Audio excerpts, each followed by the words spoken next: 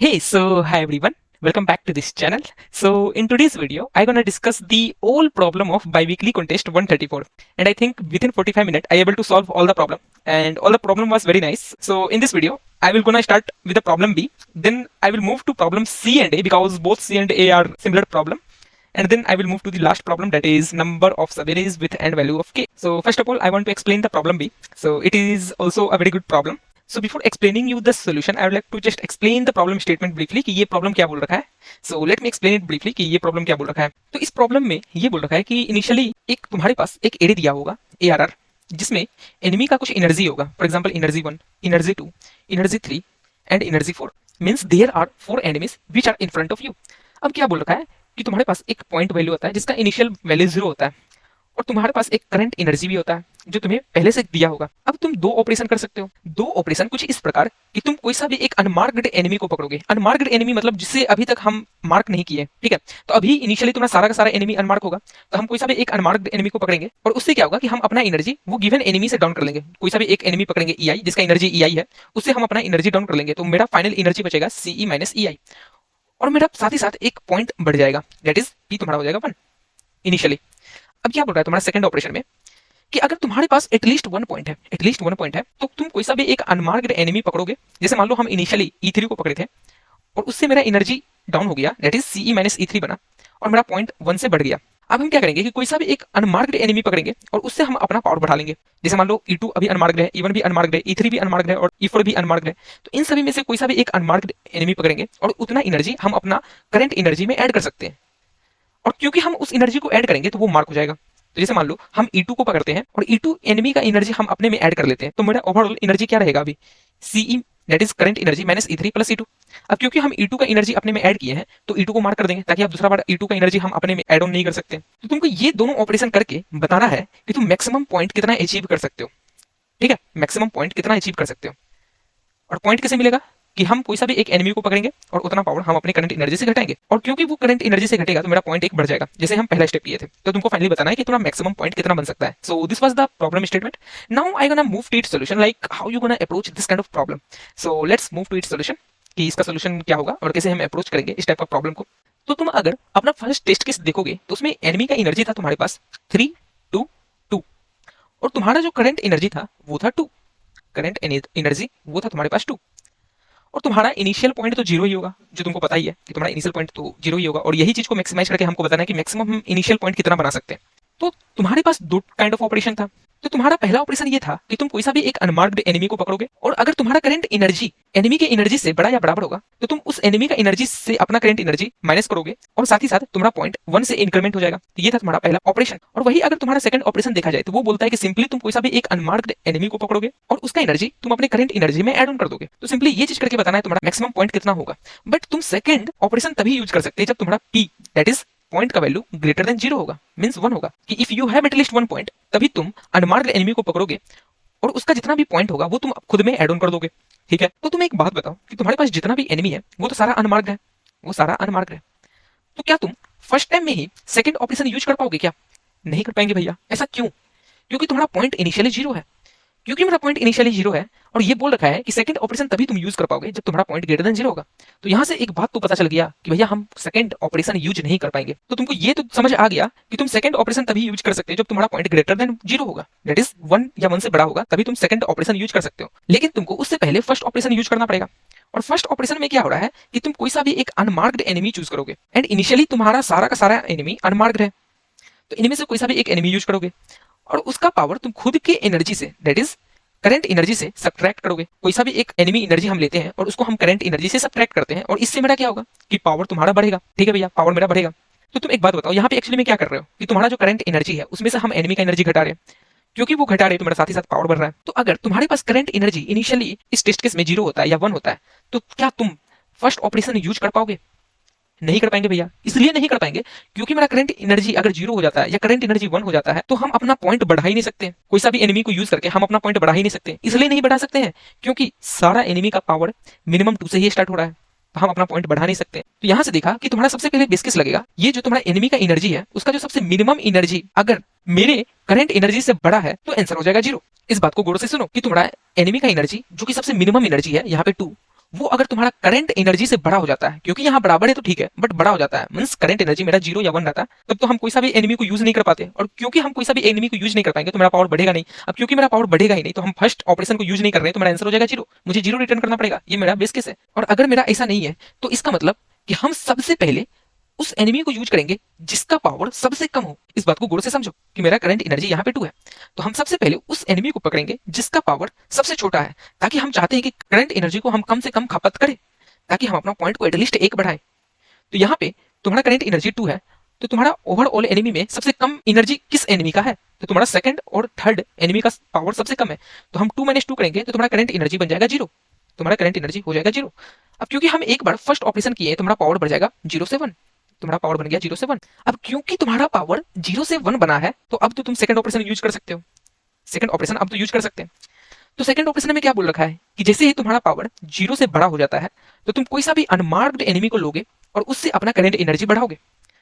तो तुम अब कौन सा अनमार्क्ड एनिमी को लोगे, क्योंकि तुमको पता है कि अगर हम सेकंड ऑपरेशन लेंगे कोई सा भी अनमार्क्ड एनिमी को तो वो तो मार्क हो जाएगा, फिर उसको हम वापस ले नहीं सकते हैं। तो तुम खुद सोचो कौन सा एनिमी को लेना बेस्ट रहेगा, क्योंकि हमको पता है कि उसका पावर मेरे में ऐड ऑन हो रहा है, तो कौन सा एनिमी को लेना बेस्ट होगा जिसका पावर सबसे ज्यादा बड़ा होगा, क्योंकि उसका सारा पावर मेरे अंदर आ रहा है और मेरा पावर बढ़ जा रहा है। तो हम क्या करेंगे, जो सबसे बड़ा एनिमी होगा उनका पावर लेंगे। जैसे यहाँ पे सबसे बड़ा एनिमी है 3, तो 3 का पावर लेंगे तो मेरा करंट एनर्जी में 3 ऐड होगा, तो ओवरऑल पावर बन जाएगा 3 और ये मार्क हो जाएगा। 3 जो है अब मार्क हो गया कि 3 को अब वापस मत लेना। अब तुम्हारे पास एनिमी में क्या क्या बचता है, एक सेकंड पे एनिमी है जिसका पावर 2 है और एक थर्ड पे एनिमी है जिसका पावर 2 है, तो ये दोनों बचता है। तो हम सेकंड एनिमी है इसको भी यूज कर लेंगे और मार्क कर लेंगे और अपना ओवरऑल पावर बढ़ा लेंगे, तो 0 + 3 + 2 तुम्हारा ओवरऑल बन जाता है 5, तो तुम्हारा करंट एनर्जी बना 5। और तुमने क्योंकि सेकंड एनिमी को यूज किया तो वो मार्क हो जाएगा, ताकि उसको तुम दोबारा यूज नहीं कर सकते हो। अब तुमको एक एनिमी छोड़ना है जिसका एनर्जी सबसे मिनिमम हो, इसलिए तुमको उस एनिमी को छोड़ना है जिसका एनर्जी मिनिमम हो, बिकॉज मेरे पास जो ओवर करंट एनर्जी है उसमें से उसका पावर को घटा के हम अपना पॉइंट बढ़ा पाए। क्योंकि यहाँ पे फर्स्ट ऑपरेशन में ये बोल रखा है कि तुम कोई सा भी अनमार्क्ड एनिमी को पकड़ो और उसका जितना पावर है उससे खुद को सब्ट्रैक्ट करो और साथ ही साथ पॉइंट बढ़ाओ जब तक तुम्हारा पावर उस एनिमी का पावर से बड़ा है। तो क्योंकि अभी तुम्हारा पावर 5 है और 5 जो कि 2 से बड़ा है, तो इसको हम घटाएंगे अपने पावर से, तो तुम्हारा बचेगा 3। और क्योंकि हम इसको घटाएं तो पावर तुम्हारा 1 से फिर 2 बन जाएगा, तो पावर अभी बन गया 2। अब 3 तुम्हारा 2 से बड़ा है क्या, तो फिर से घटाएंगे 3 - 2, तो तुम्हारा बना 1 और पावर फिर से बढ़ाएंगे तो पावर बना 3। अब क्या तुम्हारा जो करंट एनर्जी है 1 वो 2 से बड़ा है क्या, तो नहीं है बड़ा, तो अब करंट एनर्जी को ना यूज कर सकते हैं और तुम्हारा पावर 3 ही रह जाएगा। तो तुम्हारा ओवरऑल मैक्सिमम पावर जो बना है वो 3 बना है और तुमको आउटपुट करना है 3। तो इससे तुम क्या समझे, इससे हम सबसे पहली बात समझे कि हमको ऑपरेशन 1 यूज करना है सबसे पहली बार, और उस ऑपरेशन में हमको सबसे पहले देखना है कि मेरा जो करंट एनर्जी है वो minimum out of all enemy से बड़ा या बराबर है कि नहीं। तो मिनिमम देखने के लिए क्या करेंगे, हम सॉर्ट कर देंगे एनिमी का पावर को, सॉर्ट कर देंगे और देख लेंगे कि एनिमी जो 0 इंडेक्स पे है उसका पावर से मेरा करंट एनर्जी बड़ा या बराबर है, तब तो तुम आगे फर्दर प्रोसीड करो। और अगर ऐसा नहीं है तो डायरेक्टली रिटर्न कर दो एल्स में 0। तो हम क्या देखेंगे कि अगर मेरा current energy enemy energy of 0 जो सबसे छोटा एनर्जी है उससे बड़ा है तो तुम आगे प्रोसीड करो। तो आगे तुमको क्या करना है, तो आगे तुमको अपना पॉइंट एटलीस्ट 1 बढ़ाना है। तो 1 बढ़ाने के लिए क्या करेंगे, हम फर्स्ट ऑपरेशन करेंगे। फर्स्ट ऑपरेशन में क्या करना है कि मेरा जो करंट एनर्जी है उसमें से माइनस करना है सबसे छोटा वाला एनर्जी जो कि एनिमी का है, that is present at index 0। तो ये हम माइनस करेंगे तो मेरा पॉइंट भी बढ़ जाएगा, साथ ही साथ पॉइंट 1 हो जाएगा। अब हम क्या करेंगे, जो मेरा एनिमी होगा इंडेक्स 1 से लेकर n-1 तक उन सभी का पावर हम करंट एनर्जी में ऐड ऑन करेंगे। करंट एनर्जी में हम ऐड ऑन करेंगे सारा एनिमी जो कि इंडेक्स 1 से n-1 तक होगा। अब फाइनली ये जो करंट एनर्जी होगा इसको हम तब तक घटाएंगे जब तक ये एनिमी एट इंडेक्स 0 से बड़ा या बराबर होगा, तब तक घटाएंगे। तो इस चीज को इजीली करने के लिए हम सिंपली डिवाइड कर देंगे करंट एनर्जी को से, और ये जो वैल्यू देगा इसको हम ऐड करेंगे अपना पॉइंट में, और ये जो फाइनल पॉइंट मिलेगा यही तुम्हारा मैक्सिमम आंसर होगा। सो this was the simple problem. तो अगर हम तुमको इसका कोड दिखाएं तो काफी ईजी है, जो मैं कोड लिखा था इसका। सबसे पहले ये तुम्हारा एनिमी का एनर्जी है जिसे हम ई से डिनोट किए हैं, और इंट जो है वो तुम्हारा करंट एनर्जी है सी। ये तुम्हारा एन है जो कि तुम्हारा एनिमी का साइज बता रहा है, और हम स्टार्टिंग में एनिमी को सॉर्ट कर दिए, इसलिए सॉर्ट किए ताकि हमको पता चल जाए कि सबसे छोटा वाला एनिमी कौन सा है। और ये तुम्हारा आंसर वेरिएबल है जिसको हम 0 से इनिशियलाइज किए हैं और मुझे रिटर्न करना है। और ये तुम्हारा टोटल एनर्जी है जिसको हम इनिशियलाइज किए थोड़ा करंट एनर्जी से। तो तुम बोलेगा भैया ये करंट एनर्जी ऑलरेडी था तो आप टोटल क्यों बना दिए, क्योंकि यार इस करंट एनर्जी को हम क्या बोले थे कि बाकी एनिमी के साथ तुमको ऐड ऑन भी करना है जो इंडेक्स 1 से n-1 तक प्रेजेंट हो। तो क्योंकि ये इंट में दिया हुआ था तो ये इंटीजर ओवरफ्लो ना हो, इसलिए हम इसको लॉन्ग लॉन्ग टोटल में रख दिए। ठीक है, अब ये बेस केस देखें कि अगर मान लो सॉर्ट करने के बाद सबसे मिनिमम एनिमी का पावर वो करंट एनर्जी से बड़ा हो जाए तो तुम रिटर्न 0 कर दो, क्योंकि तुम खुद सोचो कि कोई सा भी एनिमी जो सबसे छोटा एनिमी है उसका ही पावर करंट एनर्जी से बड़ा है, तो तुम पहला ऑपरेशन करोगे ही नहीं। अब करोगे ही नहीं तो तुम्हारा पॉइंट नहीं बढ़ेगा। अब क्योंकि तुम्हारा पॉइंट नहीं बढ़ेगा तो तुम रिटर्न कर दो 0। और अगर ऐसा नहीं है तो तुम क्या करो, 1 से लेकर n तक लूप चलाओ और टोटल में सारा एनिमी को ऐड करो, सिवाय एनिमी एट करंट जीरो को छोड़ के सारा एनिमी को ऐड करो और फाइनली तुम्हारा आंसर हो जाएगा टोटल एनर्जी जो कि यहाँ तुम्हारा ऐड करने में बना है divide by power of enemy at zero जो कि तुम्हारा minimum power of an enemy है और ये तुम्हारा वैल्यू आंसर में आएगा जो तुम्हारा टोटल पॉइंट बनेगा और रिटर्न कर दो ये answer. So this was my simple code. मैं इस कोड को डिस्क्रिप्शन में भी डाल दूंगा so that you can access it and understand it. So I hope तुम्हें समझ में आया होगा। अगर अभी भी कुछ भी डाउट है so please you can ask in comment section क्योंकि तुम कमेंट को एज ए डाउट सपोर्ट की तरह तुम यूज करो। I am here to reply you and even अगर मैं रिप्लाई नहीं कर पाया तो कोई तुम्हें सेकंड मेंबर रिप्लाई करेगा ही करेगा और नहीं करेगा तो पक्का हम रिप्लाई करेंगे। So just use my comment section as a doubt support. So now let's move to the problem see that is alternating groups 2। So this was literally very good problem. So before moving to its solution, just let me explain it briefly. So please give me 1 minute to explain this problem briefly. तो इस problem में simply तुम्हें बोल रखा है कि तुम्हारे पास एक एरे होगा कलर्स नाम का जिसमें तुम्हारे पास दो टाइप का कलर होगा that is red and blue और वो सारा कलर एक सर्कुलर ऑर्डर में है। ठीक है, दैट इज मींस यहाँ पे A0 है, फिर A1 है, A2 है, A3 है एंड A4 है, ऐसे समझो। और वो बोल रहा है कि तुमको के साइज का ऐसा कितना सबेड़े है इसमें जो कि कलर अल्टरनेट ऑर्डर में, मींस तुमको इनिशियली के ऑलरेडी दिया होगा और बताना है ऐसा कितना इसमें के साइज का सबेड़े प्रेजेंट है जिसमें कि सारा का सारा कलर अल्टरनेट ऑर्डर में है। मींस पहले अगर रेड आ रहा है तो फिर ब्लू आ रहा है या तो पहले ब्लू आ रहा है तो फिर रेड आ रहा है, ब्लू रेड ब्लू, इस तरह अल्टरनेट ऑर्डर में है। तो ये चीज तुमको बताना है। तो अगर तुम पहला टेस्ट केस देखोगे तो उसमें तुम्हारा है 0 1 0 1 0, ठीक है, और के तुम्हारा 3 है। इस चीज को इस प्रकार से दर्शाया कि 0 रेड है तुम्हारा और 1 ब्लू है। तो 0 1 0 1 0 जो तुम्हें इस पिक्चर में दिख रहा होगा तो एक सबेरे तो ये होगा कि 0 1 0 जिसका इंडेक्स है 0 1 2 पे और वो सबेरे तुम्हारा अल्टरनेटिंग है। फिर दूसरा सबेरे होगा तुम्हारा 1 2 3 और तीसरा सबेरे होगा तुम्हारा 2 3 4। तो क्योंकि यहाँ पे 3 सबेरे हैं जो कि अल्टरनेटिंग है तो तुमको आउटपुट करना है 3। So this was the problem statement and its solution is very nice. So अंत तक बने रहना। So let's move to its solution. तो इस प्रॉब्लम को समझाने के लिए एक हम डमी टेस्ट केस लेते हैं that is n = 5 and k तुम्हारा 3 है और जो तुम्हारा एडे होगा वो जीरो बेस्ड इंडेक्सिंग होगा दैट इज तुम्हारा एडे में A0 A1 A2 A3 and A4 होगा। ठीक है भैया, यहाँ तक कोई दिक्कत नहीं। अब तुमको बोल रखा है कि ये सारा एरे का एलिमेंट को तुम एक सर्कुलर ऑर्डर में रखो। मींस यहाँ पे तुम्हारा A0 होगा तो ये तुम्हारा A1 बनेगा, फिर ये तुम्हारा A2 बनेगा, फिर ये तुम्हारा A3 बनेगा और ये तुम्हारा A4 बनेगा। अब तुमको सारा के साइज का सबेड़े में इटरेट करना है और बताना है कि उनमें जो कलर प्रेजेंट है वो अल्टरनेट ऑर्डर में है या नहीं है। तो सबसे पहले हम तुमको ब्रूट फोर्स बताना चाहते हैं कि तुम ब्रूट फोर्स कैसे करोगे। तो इस प्रॉब्लम को करने के लिए सबसे पहले सोचो कि तुम्हारे पास कितना सब एडे बनेगा जिसे तुम्हें चेक करना है। तो तुम्हारे पास क्या क्या ऑप्शन है सब एडे का, तुम खुद सोचो। तो एक सब एडे तुम्हारा A0 A1 A2 बनेगा क्योंकि यहाँ पे तुम्हारा K3 है तो एक सब एडे तुम्हारा बनता है A0 A1 A2। ये है तुम्हारा पहला सब एडे A0 A1 A2। अब दूसरा सब एडे तुम्हारा क्या बनता है A1 A2 A3। ये है तुम्हारा दूसरा सबेरे A1 A2 A3। अब तीसरा सबेरे क्या बनता है तुम्हारा A2 A3 A4। तो ये है तुम्हारा तीसरा सबेरे A2 A3 A4। फोर्थ सबेरे क्या बनता है तुम्हारा A3 A4 and A0 and lastly तुम्हारा फिफ्थ सबेरे बनता है A4 A0 A1।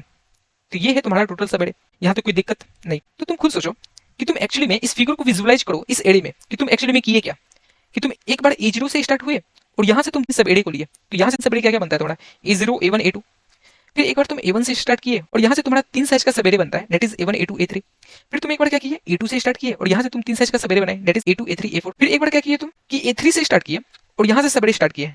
तो यहाँ से सबेरे तुम्हारा क्या क्या बनेगा A3 A4 और A0। तो यहाँ पे A0 मिसिंग था, यहाँ पे तुम्हारा A0 मिसिंग था। अब लास्टली तुम क्या किए A4 से स्टार्ट किए और तुम्हारा 3 लेंथ का सबेरे में क्या क्या आता है A4 A0 और A1।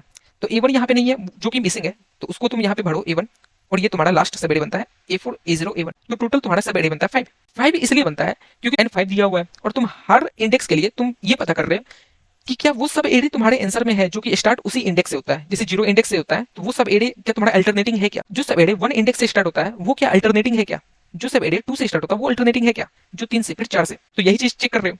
एक्स्ट्रा तुम इसमें कौन कौन सा एलिमेंट ऐड किए हो दैट इज A0 और A1। क्यों ऐड किए हो, हम इसलिए ऐड किए क्योंकि A4 से स्टार्ट होने वाला वो सब एरे जो कि अल्टरनेटिंग है या नहीं है उसको चेक करने के लिए हमको एक्स्ट्रा 2 एलिमेंट और ऐड करना पड़ेगा। मतलब जो तुम्हारे पास कलर एरे दिया होगा इनिशियली कलर एरे उसमें हम एरे का स्टार्टिंग का K-1 एलिमेंट अपेंड करेंगे। मींस A0 और A1 अपेंड करेंगे क्योंकि यहाँ 3 एलिमेंट है तो 2 एलिमेंट अपेंड करेंगे। ठीक है, तो तुम्हारा कलर एरे बन जाएगा A0 A1 A2 A3 A4 फिर से A0 और A1। तो ये है तुम्हारा कलर एरे। अब बात आती है कि तुम इस चीज को ब्रूट फोर्स कैसे चेक करोगे। तो यार सिंपल है क्योंकि तुमको पता है कि तुमको एक सब एरे मिल चुका है हर बार A0 A1 A2 A1 A2 A3 A2 A3 A4। तो मान लो तुम्हारे पास ये सब एरे प्रेजेंट है। ठीक है, अब तुमको इस चीज को ब्रूट फोर्स चेक करना तो कैसे करोगे। तो तुम बोलेगा भैया इसमें क्या ही है कि हम इसको एक वेक्टर में रख लेंगे। ये हर एक सब एरे को हर बार एक नया नया वेक्टर में रखेंगे। जैसे मान लो A0 A1 A2 है तो इसको एक नया वेक्टर में रखेंगे A0 A1 A2 और हम इनिशियल लेंथ रखेंगे 1 जो कि ये 1 बताएगा कि मेरा A0 से स्टार्ट हो रहा है ये सब एरे। फिर हम A1 पे जाएंगे और देखेंगे क्या A1 A0 के बराबर तो नहीं है। अगर A1 A0 के बराबर नहीं है तो इस लेंथ को इंक्रीमेंट करके 2 कर देंगे। फिर हम आगे जाएंगे A2 के पास और देखेंगे क्या A2 A1 के बराबर तो नहीं है, अगर नहीं है तो इस लेंथ को हम 3 कर देंगे। अब क्योंकि हम इस सब एरिया को पूरा इटरेट कर चुके हैं तो फाइनली हम लेंथ देखेंगे कि क्या मेरा लेंथ के बराबर है या नहीं है। अगर है तो मतलब ये सब एरिया अल्टरनेटिंग है, क्योंकि ये सब एरिया अल्टरनेटिंग है तो हम फाइनल आंसर में ऐड कर देंगे, फाइनल आंसर में ऐड कर देंगे। बट क्योंकि यहाँ पे हम हर बार सब एरिया को पकड़ के ये चीज चेक नहीं कर सकते, क्योंकि यार ये तुम्हें टीएलई दे देगा, इसलिए टीएलई देगा क्योंकि तुम्हारा n है लेस देन इक्वल टू 10/5 और तुम हर सब एरिया के लिए चेक कर रहे हो, तो तुम्हारा ओवरऑल टाइम कॉम्प्लेक्सिटी जाएगा n इंटू के, और n इंटू के तुम्हें टीएलई दे देगा। तो ये चीज से तुमको बचना है। तो तुम क्या कर सकते हो कि क्या हम स्लाइडिंग विंडो टाइप कुछ लगा सकते हैं क्या? इस टाइप का सोचो तुम खुद से कि क्या ऐसा कुछ अप्रोच आ सकता है क्या? तो चलो हम बताते हैं कि क्या तुम सोच सकते हो इसमें। So let me erase the remaining data. तो हम बोल रहे हैं कि तुम एक नया वेक्टर बनाओ जो कि मैक्सिमम अल्टरनेट कलर का लेंथ रख रहा है, अल्टरनेट कलर का लेंथ रख रहा है। मतलब भैया हम नहीं समझ रहे हैं, मतलब कि तुम्हारा कोई सा भी एक एआई होगा, जैसे मान लो इसको अगर हम इंडेक्सिंग कर दें 0 1 2 3 4 5 6, तो तुम्हारा मैक्सिमम अल्टरनेट लेंथ 2 बताएगा, that is maximum alternate length 2 बताएगा कि 2 से पीछे की ओर जाने वाला ऐसा कितना मैक्सिमम लेंथ का सब एरे है जो कि अल्टरनेटिंग है। ये चीज तुम्हारा मैक्सिमम अल्टरनेट 2 बताएगा। सिमिलरली मैक्सिमम अल्टरनेट 3 बताएगा कि 3 से सब एरे जो कि पीछे की ओर जा रहा है उसका मैक्सिमम लेंथ कितना है जो कि अल्टरनेटिंग है। इस बात को समझ रहे हो? तो इसी बात पे बताओ कि MAL मैक्सिमम अल्टरनेटिंग लेंथ 4 क्या बताएगा कि मैक्सिमम लेंथ ऑफ सब array that is starting from 4 और वो पीछे की ओर जा रहा है और उसका मैक्सिमम लेंथ क्या है जो कि अल्टरनेट है, वो तुम्हारा मैक्सिमम अल्टरनेट लेंथ 4 बताएगा। तो इस चीज को हम ऑप्टिमली कैसे निकालेंगे, इस पे आप सोचो, इस पे दिमाग लगाओ कि इस चीज को कैसे निकालते हैं। तो इस चीज को निकालने से पहले हम बोलेंगे तुमको कि पहले बेस केस की तरफ जाओ। बेस केस की तरफ भैया हमको समझ नहीं आ रहा है बेस केस की तरफ कैसे जाए। बेस केस की तरफ मतलब कि मैक्सिमम अल्टरनेटिंग लेंथ 0 क्या बताता है? 0 क्या बताता है भैया? 0 ये बताएगा कि उस सब एरे का मैक्सिमम लेंथ बताओ जो कि 0 इंडेक्स से स्टार्ट हो रहा है और वो पीछे की ओर जा रहा है और वो अल्टरनेटिंग है। क्योंकि 0 इंडेक्स से स्टार्ट हो रहा है और वो पीछे की ओर जा रहा है तो वहां तो एक ही एलिमेंट है 0, तो ये तो हमेशा 1 होगा। तो हमेशा 1 है, ठीक है, क्या दिक्कत है? तो यहाँ पे हम मैक्सिमम अल्टरनेटिंग लेंथ 0 में 1 भर देंगे। अब आता है मैक्सिमम अल्टरनेटिंग लेंथ 1 को कैसे भरेंगे। तो मैक्सिमम अल्टरनेटिंग लेंथ 1 क्या बता रहा है कि वो सब एरे 1 से पीछे की ओर जा रहा है और उसका मैक्सिमम लेंथ क्या है जो अल्टरनेटिंग है। तो हम MAL 1 को भरने के लिए सिंपली ये चेक कर लेंगे कि क्या कलर ऑफ 0 तुम्हारा कलर ऑफ 1 के बराबर तो नहीं है ना, कलर ऑफ 1 के बराबर तो नहीं है ना, क्योंकि यार अगर ये दोनों आपस में बराबर हो जाएगा तो इसका मैक्सिमम लेंथ तो 1 ही हो जाएगा जो कि ये खुद एलिमेंट रहेगा। और अगर ऐसा नहीं है तो मतलब हम क्या करेंगे, मैक्सिमम अल्टरनेटिंग लेंथ 1 में भरेंगे 1 प्लस मैक्सिमम अल्टरनेटिंग लेंथ 0 का वैल्यू। अगर वो दोनों बराबर नहीं है तो ये चीज करेंगे, और वही अगर बराबर होता है तो एल्स में हम उसमें डायरेक्टली 1 भर देते हैं। इस बात को गौर से समझो, ये चीज क्या है, इस बात को गौर से समझो कि अगर हम अपने पीछे वाले से बराबर नहीं है तो हम 1 प्लस MAL उसके पीछे वाला का वैल्यू भरेंगे। और अगर हम दोनों आपस में बराबर है तो यार मैक्सिमम अल्टरनेट लेंथ तो तुमको ही पता है कि हम खुद पीछे वाले के बराबर नहीं है, तुम्हारा तो एक ही लेंथ होगा। तो तुम MAL इस हिसाब से भर पाओगे कि नहीं भर पाओगे? अब क्योंकि तुम्हारा MAL that is maximum alternating length सारा भर के आ जाएगा, तो हम सिंपली देख नहीं लेंगे कि किस किस इंडेक्स पे मेरा वैल्यू के से बड़ा या बराबर है। दैट इज MAL किस किस इंडेक्स पे के से बड़ा या बराबर है। अगर के से बड़ा या बराबर है तो हम अपने फाइनल आंसर में ऐड ऑन करेंगे और वो फाइनल आंसर हम रिटर्न कर देंगे। तो इसका टाइम कॉम्प्लेक्सिटी कितना जाएगा तुम्हारा? दैट इज नथिंग बट ये साइज ऑफ एरे को जो तुम इटरेट कर रहे हो उतना ही जाएगा, n प्लस के माइनस 1 जाएगा कि नहीं जाएगा? तो ये कितना सिंपल था। एक बार हम तुमको ट्राई रन करके बताते हैं कि MAL तुम कैसे निकाल रहे हो। तो तुम्हारा जो टेस्ट केस था वो तो तुम्हारा 0 1 0 1 0 और के था तुम्हारा 3। तो इसके लिए तुम्हारा हम एक बार ट्राई रन करते हैं कि MAL कैसे निकल रहा है। तो तुम्हारा एरे में जो वैल्यू है वो है तुम्हारा 0 1 0 1 0 और के का वैल्यू है 3। तो इसको एक बार हम इंडेक्सिंग कर देते हैं, दैट इज 0 1 2 3 4। सबसे पहले हम तुमको क्या बताएं कि के माइनस 1 लेंथ इस कलर एरे में अपेंड करो। तो इस कलर एरे में के माइनस 1 लेंथ अपेंड होगा तो नया कलर एरे जो बनेगा वो बनेगा तुम्हारा 0 1 0 1 0 फिर 0 और फिर 1। तो ये कितना साइज का बन जाएगा? दैट इज n प्लस के माइनस 1। इसको इंडेक्सिंग कर देते हैं तो ये बनेगा 0 1 2 3 4 5 6। ठीक है, अब हमको निकालना है MAL मैक्सिमम अल्टरनेटिंग लेंथ। तो 0 इंडेक्स पे तो 1 ही रहेगा।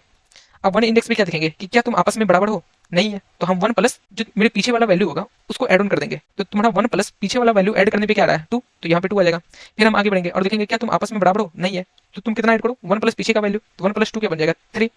फिर हम इधर देखेंगे क्या तुम आपस में बराबर हो क्या, नहीं हो, तो 1 प्लस पीछे का वैल्यू ऐड करो तो वो बन जाएगा 4। फिर हम यहाँ पे देखेंगे क्या तुम आपस में बराबर हो क्या, नहीं है, तो हम कितना वैल्यू ऐड करेंगे 1 प्लस पीछे का वैल्यू, तो तुम्हारा 1 प्लस पीछे का वैल्यू ऐड होगा तो ये बन जाएगा 5। अब फिर हम 5 इंडेक्स पे आएंगे और देखेंगे तुम आपस में बराबर हो क्या, क्योंकि ये आपस में बराबर है तो यहाँ पे 1 ही रह जाएगा। फिर ये देखेगा क्या तुम आपस में बराबर हो क्या, नहीं है, तो 1 प्लस पीछे का वैल्यू ऐड करो तो ये बन जाएगा 2। अब हम सिंपली इस MAL जो कि मेरा अपडेटेड एरे है इसको हम ट्रैवर्स करके देखेंगे कि ऐसा कितना सब एरे है जिसका वैल्यू के या के से बड़ा है। तो एक ये है, एक ये है, एक ये है, तो टोटल 3 सब एरे है जिसका के से वैल्यू बड़ा या बराबर है, तो हम आउटपुट करेंगे 3। और यहाँ पे तुम आंसर भी देखेगा तो ये तुम्हारा आंसर है 3। तो ये था तुम्हारा सिंपल सोल्यूशन। आई होप तुम्हें समझ में आया होगा। तो हम तुमको बोलेंगे कि तुम इसका सोल्यूशन देखने से पहले पहले जाओ और खुद से इंप्लीमेंट करो, क्योंकि यार काफी इजी है कि तुम कहाँ इस प्रॉब्लम को n इंटू के टाइम कॉम्प्लेक्सिटी में कर रहे थे और अब कहाँ इस प्रॉब्लम को तुम बिग ऑफ n प्लस के माइनस वन में कर रहे हो, that is linear time complexity में कर रहे हो। सो आई होप तुम इसको पहले जाओ और सबमिट करो खुद से, और अगर फिर भी नहीं होता है तुम वापस आना और मेरा सोल्यूशन देखना, ठीक है। सो आई सजेस्ट यू कि तुम प्लीज जाओ, बिकॉज तुम इस चैनल पे आओ तो हम तुम्हारा बेनिफिट ही चाहेंगे कि तुम्हारा प्रॉब्लम सॉल्विंग स्किल्स अच्छा हो, ना कि मेरा। सो प्लीज जाओ और इसको करो, और बट जाने से पहले प्लीज लाइक एंड सब्सक्राइब कर देना, because I will get more motivation to make more content on this. So now let's move to इस सोल्यूशन कि मैं इस प्रॉब्लम को कैसे किया था। तो सबसे पहले मैं एन लिया था, that is colours dot size, और इस कलर्स में हम k minus one element further append किए हैं, that is colours dot push back colours of i, और ये तुम्हारा फाइनल आंसर जिसे मुझे रिटर्न करना है, जो कि हम रिटर्न कर रहे हैं लास्ट वीक फाइनल आंसर। और ये तुम्हारा मैक्सिमम अल्टरनेट है जिसको हम इनिशियलाइज किए वन से, क्योंकि हम यहाँ पे तुम्हें बोले थे कि एमएल बनाना वेक्टर, तो तुम अगर गौर से देखोगे तो तुमको ये एमएल बनाने की जरूरत भी नहीं है कि तुम सिंपली इटरेट करो और देखो कि तुम आपस में बराबर नहीं हो तो वन प्लस एड ऑन करो प्रीवियस वैल्यू, और वही अगर तुम बराबर हो तो as it is one value रखो, और साथ ही साथ ये भी चेक कर दो कि तुम्हारा फाइनल वैल्यू जो एड ऑन होकर बना है वो किसे बढ़ा है, तो फाइनल आंसर में उसी टाइम ऐड करना है। इसलिए मैं वापस एमएल बना नहीं रहा हूँ, बिकॉज ये फालतू का तुम्हारा स्पेस कॉम्प्लेक्सिटी भी बढ़ा देगा। तो मेरा कोड में हम यही किए कि maximum alternate value initially one रखें और इंडेक्स वन से इटरेट करके यही चीज चेक कर रहे हैं कि colours of I not equal two colours of I minus one है, तो मैक्सिमम अल्टरनेट को इंक्रीमेंट करो, और अगर ऐसा नहीं है तो मैक्सिमम अल्टरनेट को वन से साइन करो, और फिर एक इफ कंडीशन लगाओ कि if maximum alternate greater than equal to K है तो फाइनल आंसर में प्लस प्लस करो, और फाइनली तुम अपना रिटर्न कर दो final answer. So this was my simple code, और मैं इस कोड को डिस्क्रिप्शन में भी डाल दूंगा so that you can access it and understand it. So now let's move to the last problem, that is number of subarrays with and value k. तो तुम इस प्रॉब्लम में तुम देखा होगा कि बहुत लोग इस प्रॉब्लम को काफी जल्दी बनाए, काफी जल्दी means you can see here that is range Raghav, I know him personally. इन्होंने 3 मिनट में इस प्रॉब्लम को सोल्व किया है, not a exact problem but a slide variation तुम्हारा प्रीवियस कॉन्टेस्ट में आ चुका था। सो इस प्रॉब्लम को मुझे देखते ही पता चल गया कि एक्चुअली में करना क्या है, और ये तुम्हारा प्रॉब्लम वीकली कॉन्टेस्ट 400 में आया था, और सिमिलर काइंड का प्रॉब्लम तुम्हें जीएफजी पे भी मिलेगा, that is bitwise and of subarray closest to k. तो मैं तुम्हें इस प्रॉब्लम के साथ साथ एक bonus problem bitwise and of subarray closest to k, ये जो जीएफजी प्रॉब्लम है, ये सजेस्ट करूंगा कि तुम पहले इसको ट्राई करना सॉल्व करने को, अगर नहीं किया है तो इस प्रॉब्लम को पहले ट्राई करना सॉल्व करने को, और अगर नहीं होता है तो तुम सिंपली जाना मेरा वीडियो पे और उसका डी प्रॉब्लम दैट इज 3171, उसमें सेम प्रॉब्लम है that is bitwise and that is closest to K, इसका मैं सोल्यूशन यहाँ पे डाल रखा हूँ, और मैं एक डिटेल्ड एक्सप्लेनेशन भी किया हूँ इस प्रॉब्लम का कि इस टाइप का प्रॉब्लम तुम कैसे बनाओगे। तो ये तुम्हारा एक बोनस प्रॉब्लम है जो तुम इसको सोल्व करना, और ये प्रॉब्लम अगर तुमसे हो जाता है तो ऑफकोर्स तुम ये भी प्रॉब्लम कर ही दोगे, दैट इज नंबर ऑफ सबेरे विद एंड वैल्यू ऑफ के, बिकॉज दोनों लगभग सेम ही है बट स्लाइट वेरिएंट है दोनों में। So let's move to this problem first कि ये प्रॉब्लम स्टेटमेंट क्या बोल रखा है। तो देखो यार, इस प्रॉब्लम में तुम्हें सिंपली बोल रखा है कि मैं तुमको एक नम्स दूंगा और तुमको बताना है कि ऐसा कितना सब एड़े है इस नम्स में जिसका एंड वैल्यू के बराबर है। जैसे अगर तुम यहाँ पे देखोगे 1 1 1, तो इसमें सारा एलिमेंट बराबर है आपस में, और के का वैल्यू भी 1 दिया है, तो सारा का सारा सब एड़े जो भी बनेगा that is n into n plus one by two, that is 3 into 3 plus one 4 by two 6 होता है। तो ये 6 जो कि सारा का सारा सब एड़े का एंड 1 ही होगा, क्योंकि यार सारा का सारा एलिमेंट बराबर है। सिमिलरली अगर तुम सेकंड टेस्ट केस देखोगे तो उसमें तुम्हारा एलिमेंट है 1 1 2 और के 1 है, तो तुमको इसमें बताना है कितना सब एड़े है जिसका एंड का वैल्यू 1 आ रहा है।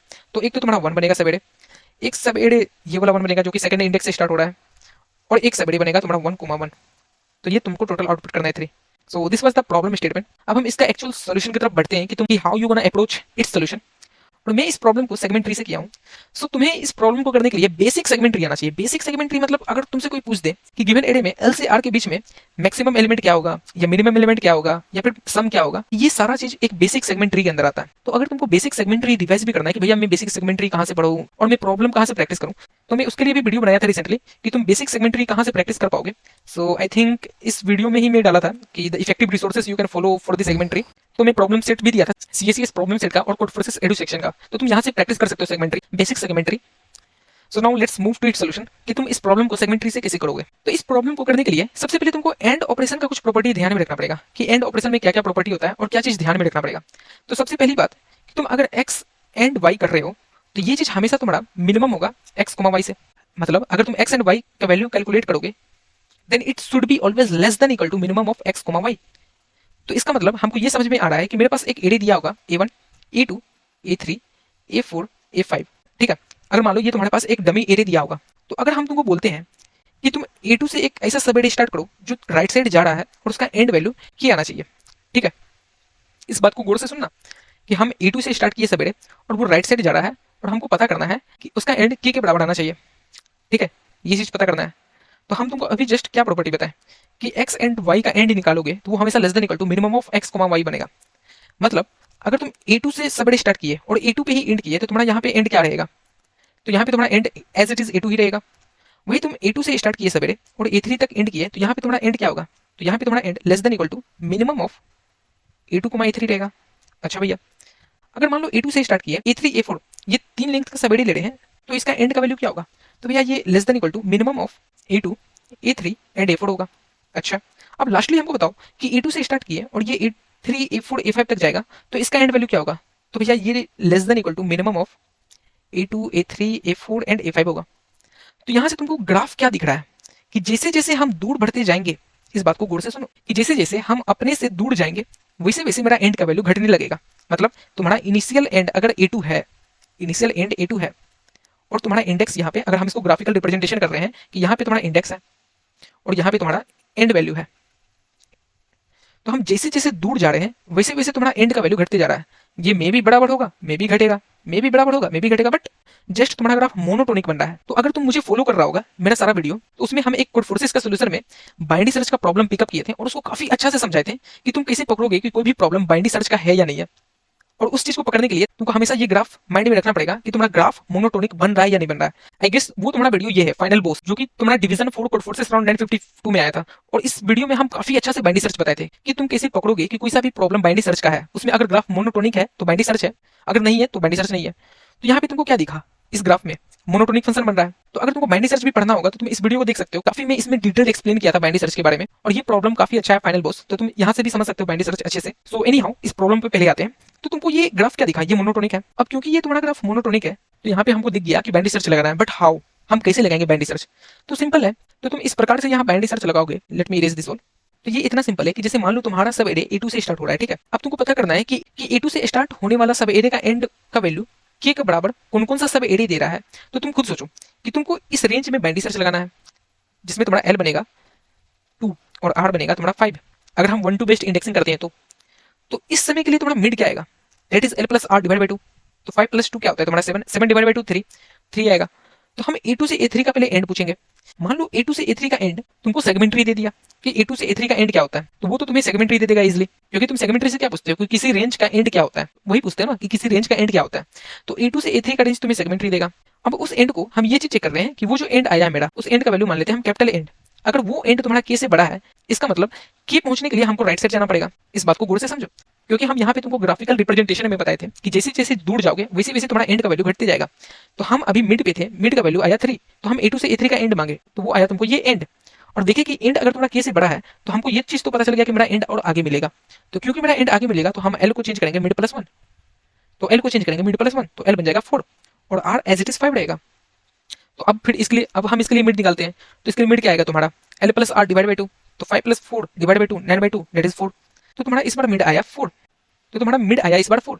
तो हमको ये देखना है कि A2 से A4 में तुम्हारा एंड का वैल्यू क्या आता है, तो उसको हम मान लेते हैं एन डैश, और उसका वैल्यू देखेंगे कि अगर वो एंड के बराबर है तो मतलब हमको ऐसा सब एरे मिल गया जिसका वैल्यू के बराबर है। अगर यहाँ भी ऐसा ना हो कि ऐसा होता है कि इसका एंड भी ग्रेटर देन के आ रहा है, तो फिर से हमको सेम स्टेप करना पड़ता है कि L को मिड प्लस 1 करके फर्दर चेक करना पड़ता है। और अगर मान लो इसका एंड लेस देन किया था तो मतलब इसका एंड पीछे ही होगा कहीं, तो उस टाइम हमको R को मिड -1 से चेंज करना पड़ता है।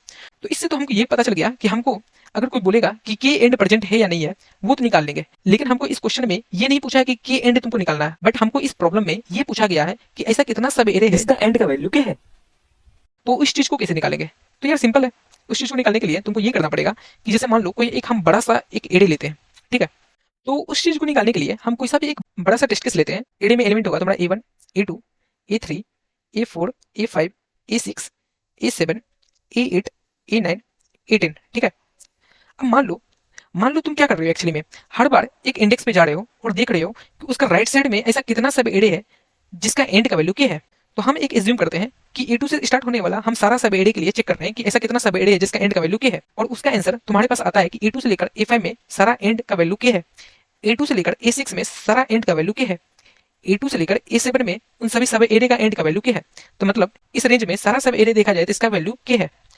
तो इससे तुमको क्या दिख रहा है कि इस रेंज में अगर देखा जाए कि A2 से स्टार्ट होने वाला सब एरे जो एंड होता है A8 पे या A9 पे या A10 पे, तो इन सभी का एंड लेस देन किया आएगा, यहाँ तो कोई दिक्कत। और A2 से स्टार्ट होने वाला सब एरे जो कि एंड होता है तुम्हारा A2 पे ही या A3 पे ही या A4 पे ही, इन सभी का एंड तुम्हारा ग्रेटर देन किया आएगा, यहाँ तो कोई दिक्कत नहीं। अब तुमको सिंपली बताना है कि A2 से स्टार्ट होने वाला ऐसा कितना सब एरे है जिसका एंड का वैल्यू क्या है। तो वो तो तुमको पता है कि A2 से स्टार्ट होने वाला ऐसा सब एरे जिसका वैल्यू एंड है वो है तुम्हारा A5 A6 A7 means A2 से स्टार्ट होकर A5 तक जाए, A2 से स्टार्ट होकर A6 तक जाए और A2 से स्टार्ट होकर A7 तक जाए, उन सभी सब एरे का एंड का वैल्यू क्या है। तो इस चीज को कैसे निकालोगे? तो सिंपल, ये भी तुम्हारा बाइंडी सर्च का ही प्रॉब्लम बनता है कि तुमको एक बार लेफ्ट रेंज निकालना है और एक बार राइट रेंज निकालना है। जो तुमको सिंपली बाइंडी सर्च से पता करना है कि जैसे तुमको एंड का वैल्यू मिल जा रहा है तो तुमको ये लेफ्ट रेंज निकालना है कि तुम्हारा लेफ्ट रेंज कहाँ पे मिल रहा है। अगर तुम सब एरे को 2 से स्टार्ट कर रहे हो तो लेफ्ट रेंज कहाँ पे मिल रहा है, तो वो तो 5 पे मिल रहा है। अगर तुम 2 से स्टार्ट कर रहे हो तो राइट रेंज कहाँ पे मिल रहा है, तो राइट रेंज तुम्हारा 7 पे मिल रहा है। तो ओवरऑल सब एरे जो कि 2 से स्टार्ट होता है और जिसका एंड के हो तो वो कितना है, तो 7 - 5 + 1 है। तो उसको तुम अपने फाइनल आंसर में ऐड करोगे, दैट इज 3। तो बात आती है कि तुम इस लेफ्ट रेंज और राइट रेंज को कैसे निकालोगे। तो यार सिंपल है, बाइंडी सर्च कि जैसे हम बाइंडी सर्च लगाएंगे तो ये तुम्हारा लेफ्ट रेंज है और ये तुम्हारा राइट रेंज है। तो अगर हमको सबसे पहले राइट रेंज निकालना है तो हम एंड का वैल्यू निकालेंगे, वो जो मिड से एंड निकालते हैं वो वैल्यू निकालेंगे और देखेंगे कि क्या एंड का value greater than equal to क्या है। तो राइट को हम अपडेट कर देंगे मिड से और लेफ्ट को फर्दर आगे भेजेंगे कि और राइट जाओ और पूछो कि क्या तुम्हारा भी बराबर तो नहीं है ना एंड के। सिमिलरली तुमको लेफ्ट रेंज निकालना है जिसका एंड का वैल्यू के बराबर हो। तो उसमें हम सिंपली क्वेरी से एंड का वैल्यू पूछेंगे और वो देखेंगे कि एंड का value less than equal to क्या है। इस बार हम लेफ्ट इंडेक्स को मिड से अपडेट करके राइट वाले को पीछे की ओर बुलाएंगे, मींस राइट वाले को अपनी तरफ बुला के उसको ट्राई करेंगे कि और पीछे पता करो कि तुम्हारा लेफ्ट रेंज में एंड तो बराबर नहीं है। तो इससे तुम्हारा लेफ्ट इंडेक्स और राइट इंडेक्स निकल जाएगा।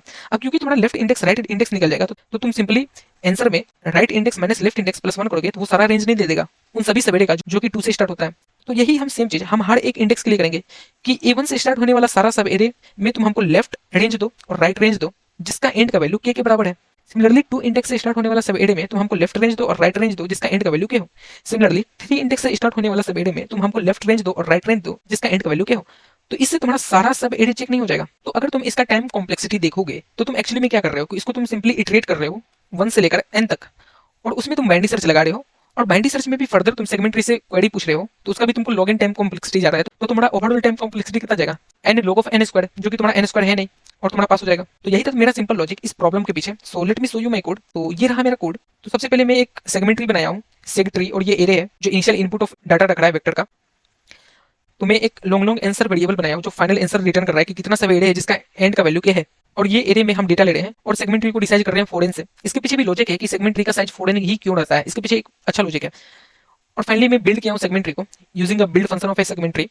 और हम हर बार इटरेट कर रहे हैं और हर इटरेशन में हम लेफ्ट इंडेक्स और राइट इंडेक्स निकाल रहे हैं यूजिंग बाइनरी सर्च। ये तुम्हारा पहला बाइनरी सर्च तुम्हारा राइट इंडेक्स निकाल रहा है और ये तुम्हारा सेकंड बाइनरी सर्च तुम्हारा लेफ्ट इंडेक्स निकाल रहा है। और फाइनली हम रेंज में पता कर रहे हैं कि range equal to maximum of 0, right index minus left index plus 1। और फाइनली हम रेंज को अपने आंसर में ऐड कर रहे हैं। बट एक हम बेस केस डाले हैं कि अगर रेंज 1 है तो अगर रेंज 1 है तो इसका मतलब क्या है। रेंज 1 मतलब कि तुम A1 A2 A3 A4 A5 ये जो एरे है तुम यहाँ से स्टार्ट किए और रेंज 1 आया मतलब तुम यहीं पे कंप्लीट करना चाहते हो।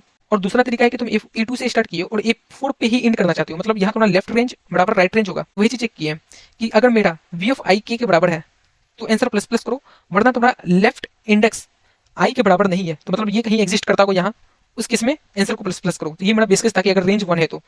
ये बेस केस में इसलिए डाला क्योंकि मान लो कि A2 से स्टार्ट होने वाला एक ऐसा कोई सा भी सब एरे नहीं है जिसका एंड के बराबर ना है, तो उस केस में भी तुम्हारा लेफ्ट रेंज बराबर राइट रेंज दे देता और उसका वैल्यू तुम्हारा I के बराबर ही दे देता। तो इसलिए मैं ये चीज बेस केस में चेक कर लिया हूँ। ठीक है, अब सिंपली मैं ये सारा कैलकुलेट करके रिटर्न कर रहा हूँ आंसर। सो आई होप तुम्हें समझ में आया होगा। अभी भी कुछ भी डाउट है so please please please ask in comment section. और मैं हमेशा बोलता हूँ कि तुम कमेंट सेक्शन को एज ए डाउट सपोर्ट की तरह यूज करो। I am always here to reply you, so please use it as a doubt support. और मैं इसको डिस्क्रिप्शन में भी डाल दूंगा so that you can access it easily. So I hope तुम्हें समझ में आया होगा। So if you found this video helpful so please like it, subscribe it, also share to your friends who have any doubt in this problem. So thank you, have a nice day.